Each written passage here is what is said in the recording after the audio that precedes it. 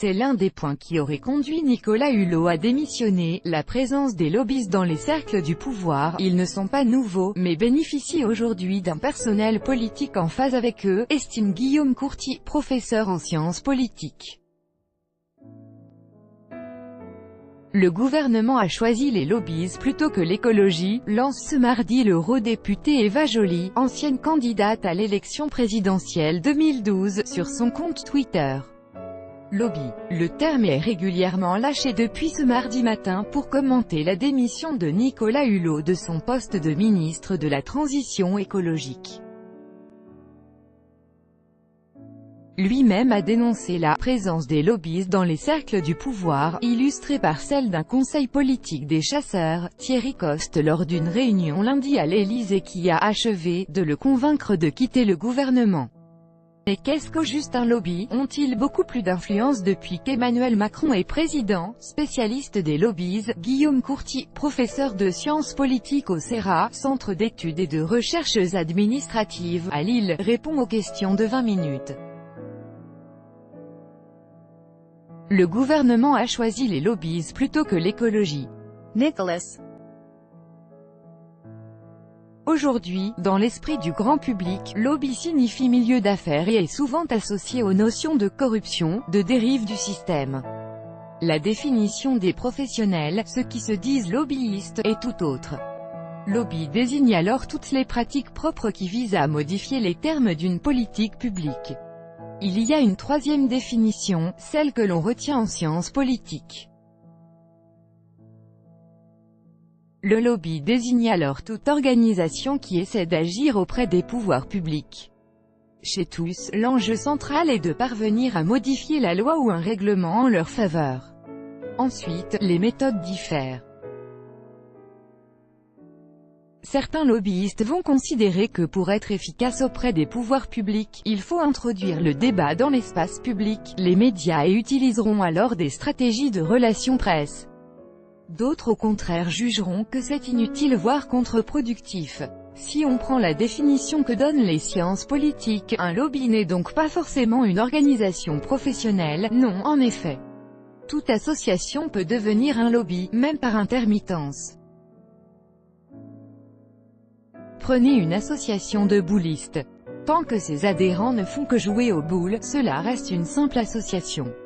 Mais à partir du moment où elle négocie avec le maire l'usage d'une place publique pour organiser une compétition, elle bascule dans le lobbying.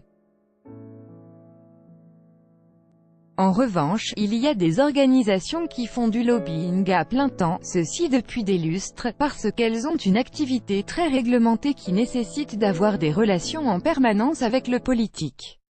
C'est le cas par exemple de l'industrie pharmaceutique où les protocoles d'agrément des médicaments impliquent des relations continues avec les pouvoirs publics. Ces lobbies existent-ils depuis toujours, des organisations non politiques qui interviennent auprès des pouvoirs publics? Oui, ça existe depuis toujours.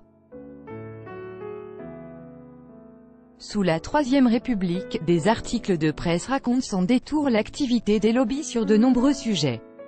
Cela va de la présence à des élections de candidats qui sont les représentants des milieux d'affaires au vote d'une loi sur l'immobilier, en passant par les droits de douane. Depuis 10 ou 15 ans, en France, nous semblons redécouvrir les lobbies. L'attention à leur sujet est en tout cas croissante et notre seuil de tolérance vis-à-vis de leurs activités de plus en plus bas. Pourquoi? Il y a déjà la montée en puissance des professionnels du lobbying.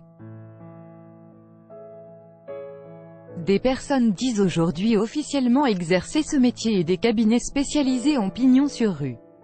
Les médias leur portent aussi un intérêt accru. Le lobbying, qui se joue en coulisses, est jugé beaucoup plus croustillant que la vie parlementaire très codifiée dans laquelle on a l'impression qu'il ne se passe rien.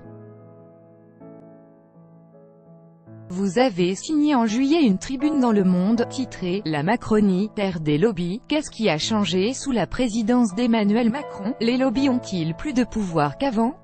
C'est plus compliqué que ça. » Expliquait alors que les membres du gouvernement et le personnel élu autour d'Emmanuel Macron sont issus beaucoup plus que par le passé du milieu économique.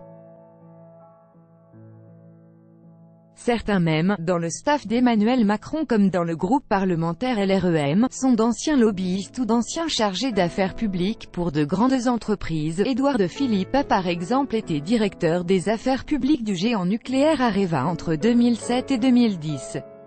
L'entrée marquante de ces politiciens novices, issus du monde de l'entreprise et de l'économie privée ne signifie pas que les lobbies ont immédiatement été favorisés ou actifs dans l'enceinte parlementaire. Cela permet de pointer le fait qu'ils partagent avec certains d'entre eux la même conception des politiques à mener. Des lobbyistes disent même parfois clairement que le contact avec le pouvoir est en ce moment très facile. Astérisque. Ces lobbies n'ont pas changé leurs pratiques et n'ont pas plus de moyens. Ils bénéficient juste d'un personnel politique beaucoup plus en phase avec eux. En termes générationnels, de formation, d'origine sociale, quelles sont les dérives à craindre lorsque les lobbies deviennent trop puissants? Depuis les années 1980, l'emprise du pôle économique sur le champ politique est de plus en plus forte.